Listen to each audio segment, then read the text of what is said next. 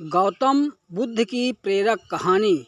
मैं ही गरीब क्यों। आजकल के दौर में अधिकतर लोग अपने जीवन से असंतुष्ट हैं। उन्हें लगता है कि मैं ही गरीब क्यों, मैं ही दूसरों से कमज़ोर क्यों हूँ।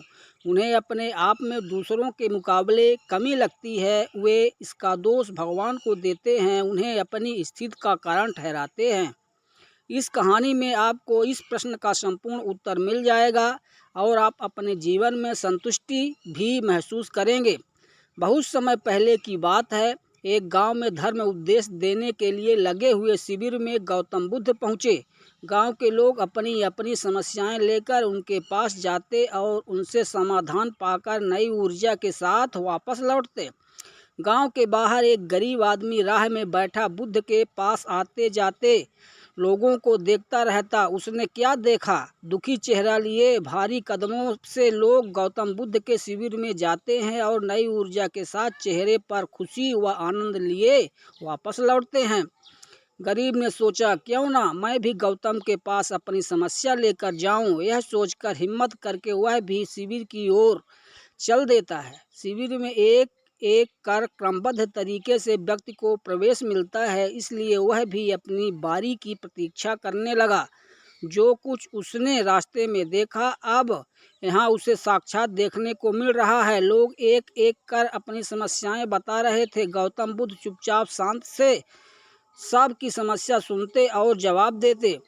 उसकी भी बारी आई। उसने गौतम बुद्ध को प्रणाम किया और बोला, भगवान मैं ही गरीब क्यों। गौतम बुद्ध मुस्कुराए और बोले, तुमने कभी किसी को दिया ही नहीं, इसलिए गरीब हो।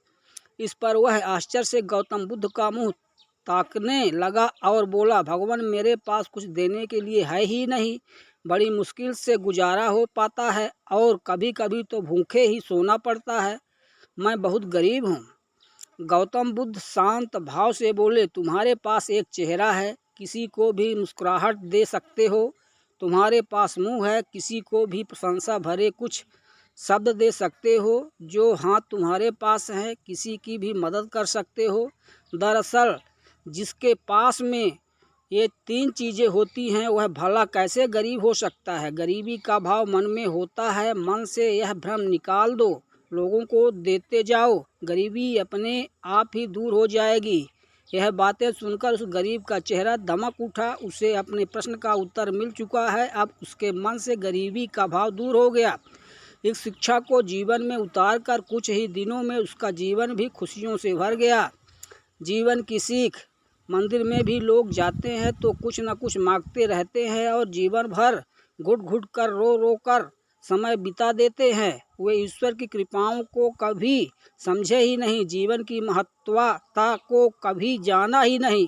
सभी के पास जान है, जो कि ईश्वर की अनमोल देन है, जिसे हम कभी जानने समझने की कोशिश ही नहीं की, इसलिए हम सुख का आनंद नहीं ले पाते। मित्रों, मनुष्य जीवन एक अनमोल अवसर है और विधाता की असीम कृपा का तोहफा है। हमारा सर्वप्रथम यह कर्तव्य होता है कि हम उस परम परमेश्वर की इनायतों को समझें, ईश्वर की कृपा को जानने की कोशिश करें। और इसका सबसे आसान तरीका है खुद को समझना। हमारा अस्तित्व क्या है, हमारा लक्ष्य क्या है, हमारे क्या अच्छे कार्य हैं आदि। उपरोक्त सभी बातों को पढ़कर आज हम यह पूर्णतः समझ चुके हैं कि हमारे पास ईश्वर की दी हुई वो अनमोल तोहफे हैं, जिनसे आज मानव नई नई उपलब्धियों को पा रहा है, असीम ऊंचाइयों को छू रहा है। बस ज़रूरत है तो सही मार्गदर्शन की।